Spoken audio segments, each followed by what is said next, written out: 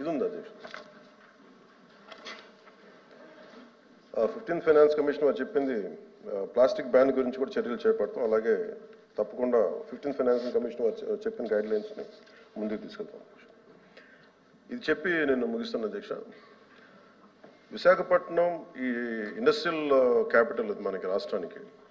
దీంట్లో ప్రత్యేకించి విశాఖపట్నం ఈశాన్య తీరంలో యారాడు కొండలు, సింహాచలం కొండలు, కైలాసగిరి కొండలు మధ్యలో ఉన్నాయి అధ్యక్ష. ఇది విశాఖపట్నం.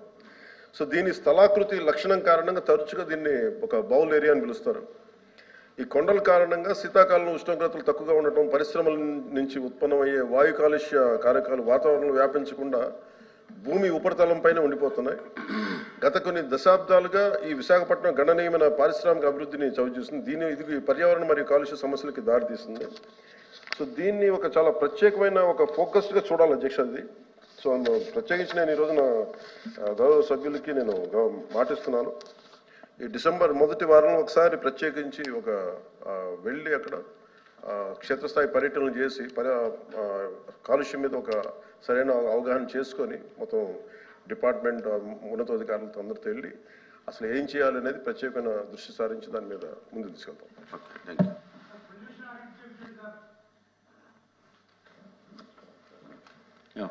కౌంటర్ ఇంకెందుకు అయిపోయింది ఇంకా క్లోజ్. Question number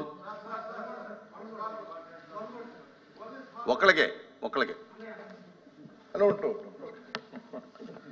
sir. మంత్రి గారు రిప్లైస్ చాలా బ్యూరోక్రటిక్ గా ఉన్నాయి సార్. క్వశ్చన్ ఆన్సర్కి చక్కగా బ్యూరోక్రసీలో ఎలా చెప్తారో అలా చెప్పుకుంటూ వచ్చారు. మరి లెజిస్లేటివ్ హౌసెస్ లో మనకు అర్థం ఏంటంటే చెప్పాలి సార్. పొల్యూషన్ ను ఐడెంటిఫై చేశాము, పోర్ట్ ట్రస్ట్ ఐడెంటిఫై చేశాము అన్నారు. కానీ పొల్యూషన్ దేని వల్ల వచ్చింది సార్? పొల్యూషన్ సార్ మంత్రి గారికి ఒక విషయం తెలుసా లేదో అక్కడ కూర్చోండి. ఇంకా మీరు క్వశ్చన్ అడిగారు, క్వశ్చన్ అడగకుండా మీదన్నమాట. కూర్చోండి, మీరు దయచేసి కూర్చోండి. వద్దు క్రిటిసైజ్ వద్దు, కూర్చోండి. క్రిటిసైజ్ వద్దు కూర్చోండి.